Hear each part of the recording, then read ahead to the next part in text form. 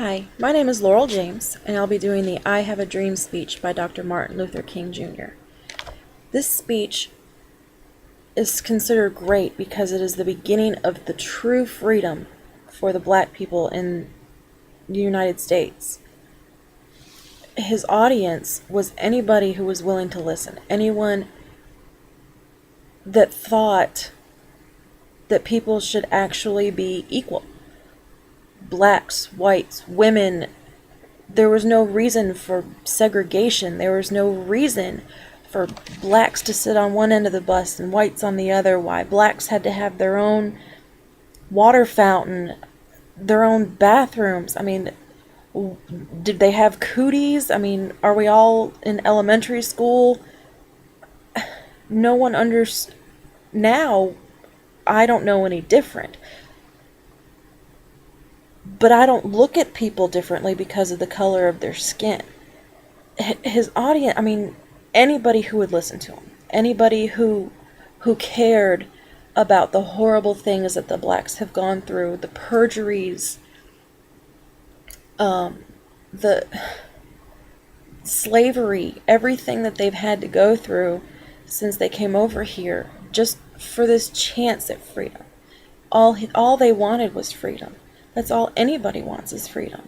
And we weren't giving it to them. We were giving ourselves opportunities while just pushing them to the side. And it was awful. He used such emotion. There was so much emotion and logic behind his speech. So much heart that he gave to it. I mean, he made it real. He made it real to the people. He made it real to the country, to everyone, of how horrible we've treated these people for all these years, and how they deserve everything that we have, that we have had, that we've had the opportunities to have for so very long. So here it goes. I'm happy to join with you today in what will go down in history as the greatest demonstration for freedom in the history of our nation. 50 years ago, a great American, in whose symbolic shadow we stand today, signed the Emancipation Proclamation.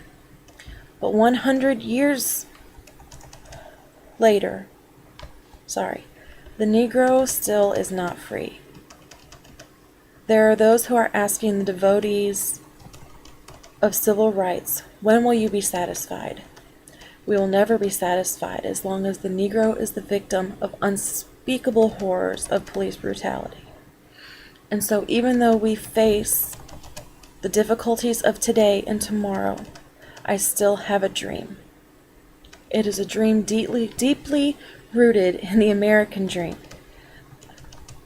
I have a dream that one day on the red hills of Georgia, the sons of former slaves and the sons of former slave owners will be able to sit down together at the table of brotherhood.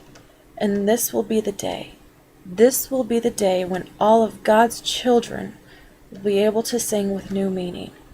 My country, 'tis of thee, sweet land of liberty, of thee I sing.